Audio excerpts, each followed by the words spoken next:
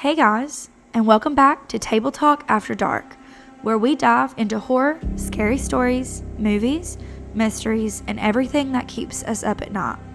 I'm Annie. And I'm Dave.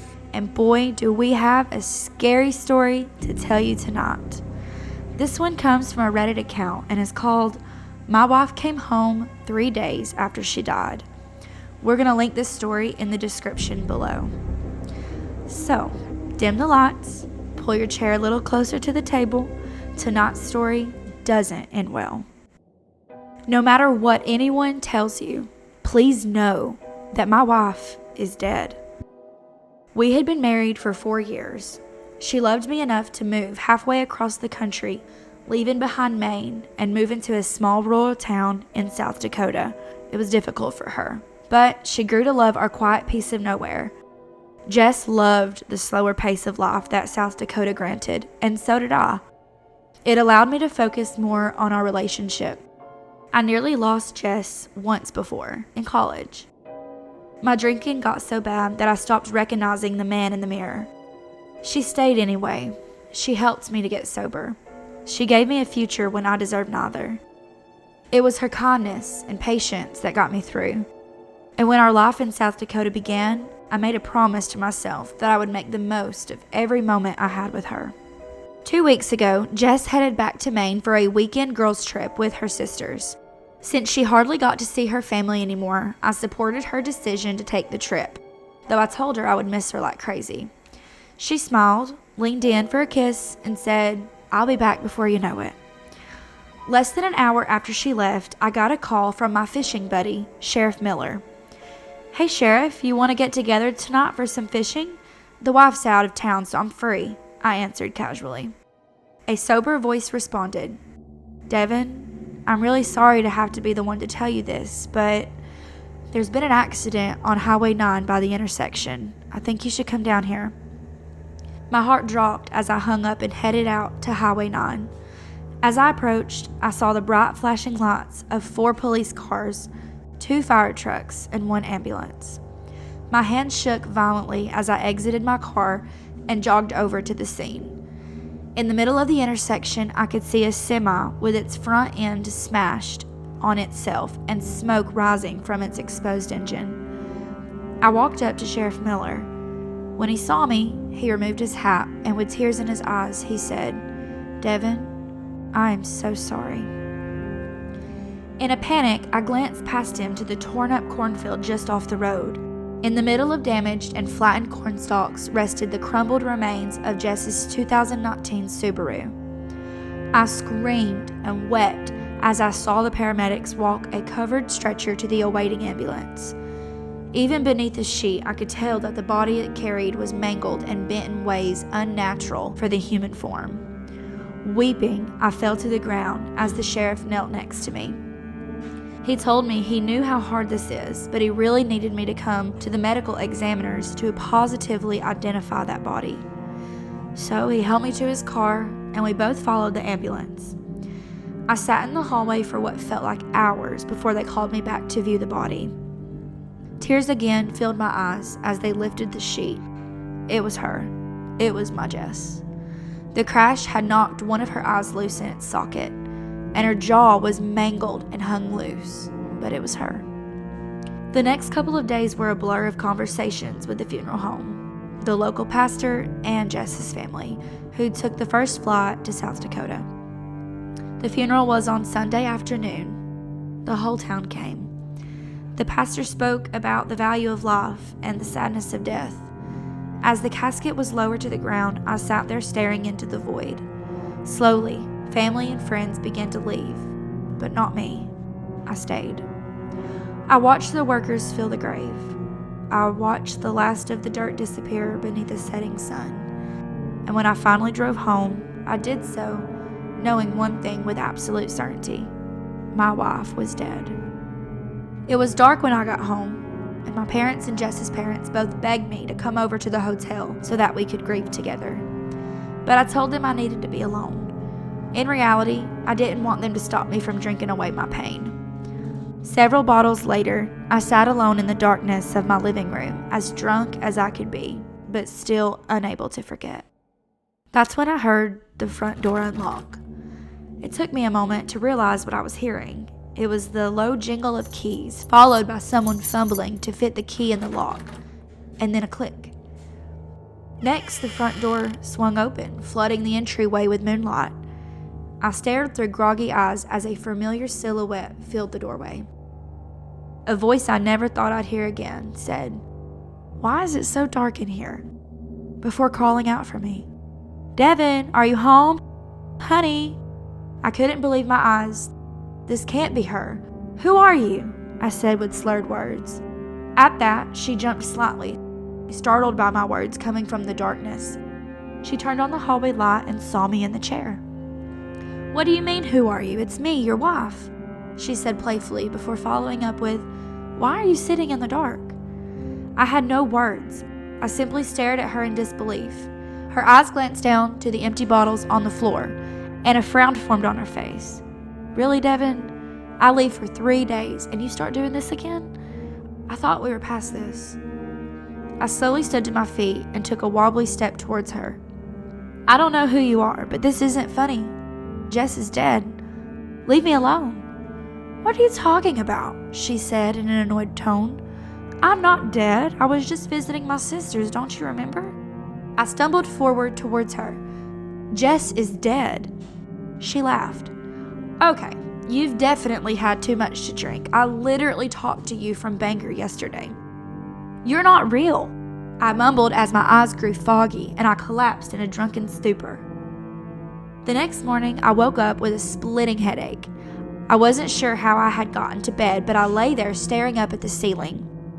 The grief of the last few days returned, and I sighed as the reality of life without Jess returned. As I pulled myself out of bed, I told myself I would go over to my parents' hotel later that day. As I got dressed, I noticed a strange smell in the room. Not the scent of alcohol that I expected. Instead, it smelled vaguely of rotting leaves and mold. I cracked open a window before heading downstairs. My whole body tensed up as I walked into the kitchen, and there stood Jess. She was humming to herself as she poured a cup of coffee. I swallowed hard before opening my mouth. "Jess?" She turned and smiled. It was her face, her bright blue eyes, her bright white teeth, and dirty blonde hair. In that moment, I didn't know what to believe. 3 days ago, I looked into the same face, broken and lifeless, but now here she was, smiling at me as if nothing happened. "Morning," came her energetic voice. "I have to go into the office here shortly, but I made you some coffee and here's some aspirin. I'm sure you're feeling a little bit hungover." All I could do was nod. "Last night wasn't great. We can talk about it later, but it doesn't have to be a big deal. Let's just move on."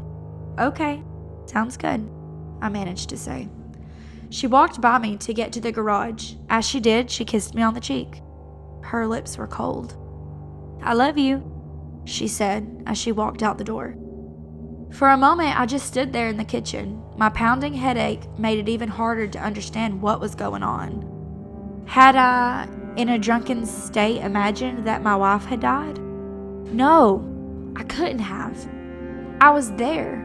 I smelled the burning flesh and saw the body. But if I wasn't imagining her death, then who was I just talking to? It looked like Jess. It sounded like her too. My memories tell me that she's dead, but my eyes tell me that she's alive. So which one do I believe? Maybe someone else can tell me, I muttered aloud as I reached for my phone. "Hey, Devin," Sheriff Miller's jolly voice came through the phone.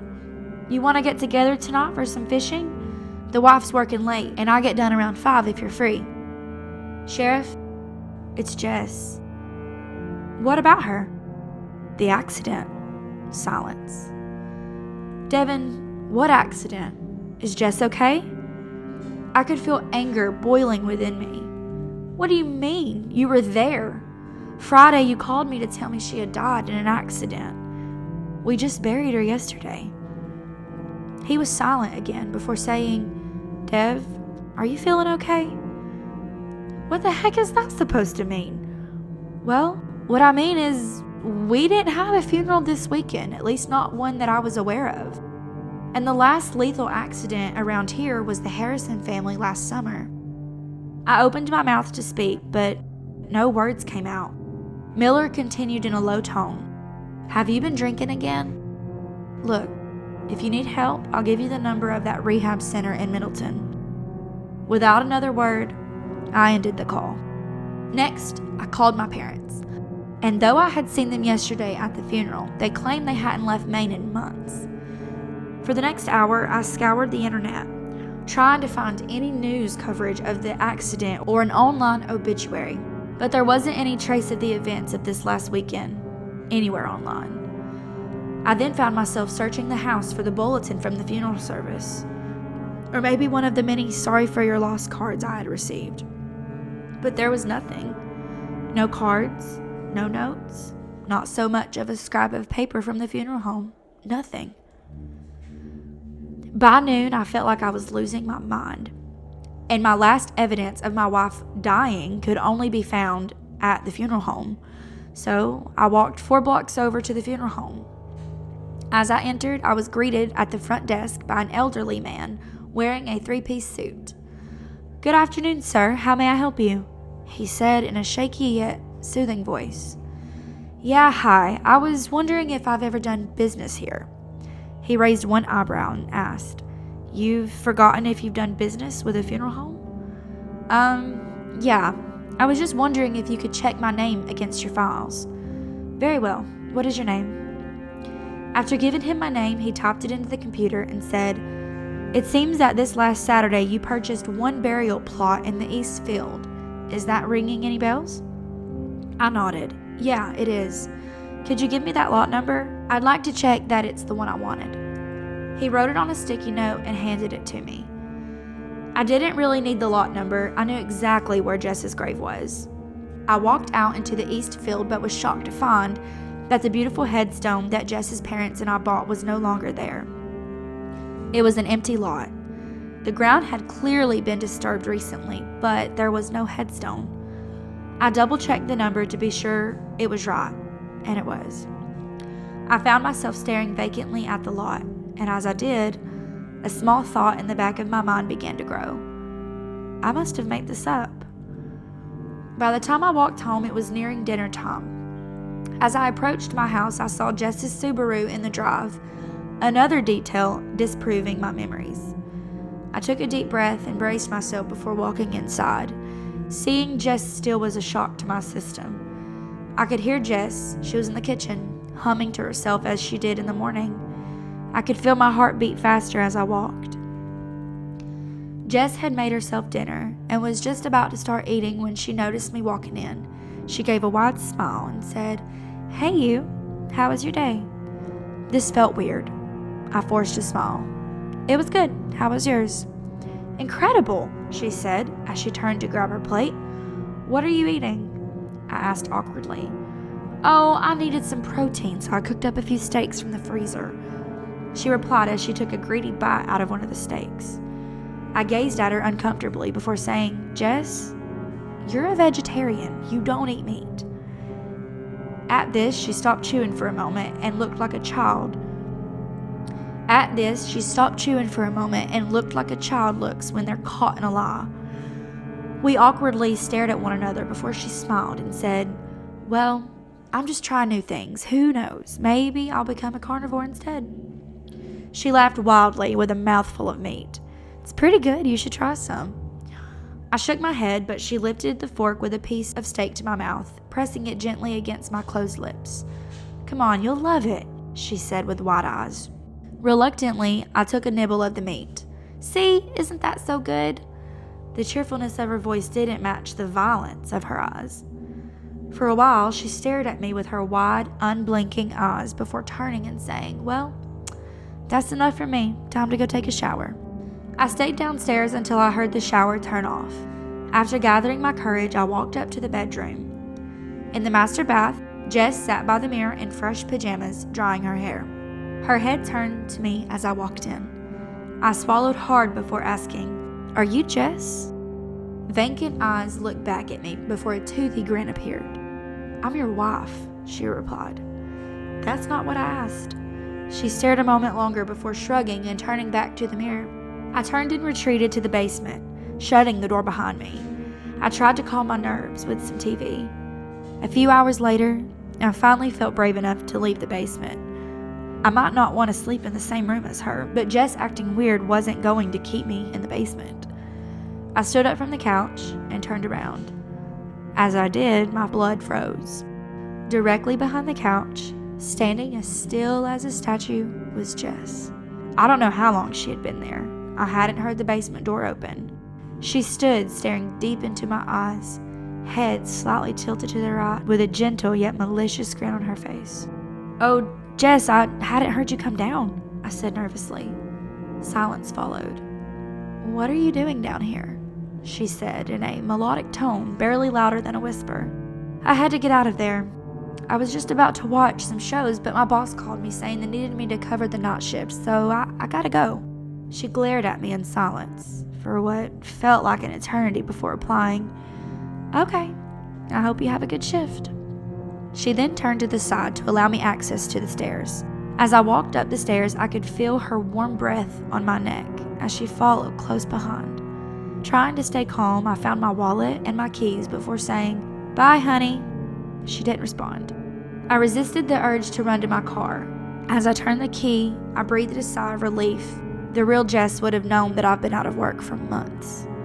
I felt convinced that this was not my wife, but I had to be sure. Jess stood in the window watching as I backed out and pulled away. I had to know. I had to know what happened to my wife and what was now in my house. And only one place would give me those answers. So I stopped at the local hardware store and I bought a shovel. I then waited till 1 a.m. when I was sure no one was out. Parking a little ways away, I cautiously walked to the east field of the cemetery. Something was buried in my lot. There was no headstone, but the dirt had clearly been moved. So I started digging. It must have been past 3 a.m. when my shovel hit the hard concrete of a burial vault. My lot had something in it. I took the time to clear off the rest of the vault lid before climbing out of the grave to run back to my car for a sledgehammer. Within the hour, I was covered in sweat, but the majority of the vault cover was gone or loose. Beneath the smashed pieces of concrete, I could see a coffin. The same deep red oak coffin I'd picked out for my wife 3 days ago. When the opening was big enough, I took the leap of no return and began smashing the beautiful box with the head of the shovel. As I punctured the lid, the odor of death escaped, and I recoiled in disgust. After holding back vomit, I returned to work and pried the lid open. My eyes widened as I peered inside. Buried in my wife's casket was the mangled and deformed body of a decaying deer. Its limbs were twisted and broken to fit in the box. Its neck snapped and violently bent to the side. Its lifeless eyes were foggy, and maggots crawled every inch of its carcass. On one of its antlers, it wore a ring. It was my wife's wedding ring. Though it was covered with dry blood and fur, it was still as beautiful as the day I gave it to her. I don't remember the drive back to my house. I only remember standing in the driveway before dawn, staring at the kitchen light, glowing through the curtains. Every instinct told me to leave. Instead, I went inside. The house smelled stronger now. Wet earth, rotting leaves. Something dug up and left in the sun. Jess was sitting at the kitchen table. She wasn't eating. She wasn't reading. She was simply waiting. Her eyes followed me as I entered. For a moment, neither of us spoke. Then she looked down at my hand, at the wedding ring. The smile slowly faded from her face. "Oh," she said quietly. The single word sounded more disappointed than angry. I took a step backwards. "What are you?" I whispered. She tilted her head. The movement went too far, her neck bending several inches past what should have been possible. "I'm your wife." No. For the first time since she appeared, she'd stopped smiling entirely. Something dark moved behind her eyes, but the voice tried to be kind. "You weren't supposed to dig." The voice was almost hers, almost.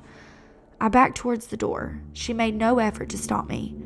Instead, she folded her hands on the table and watched.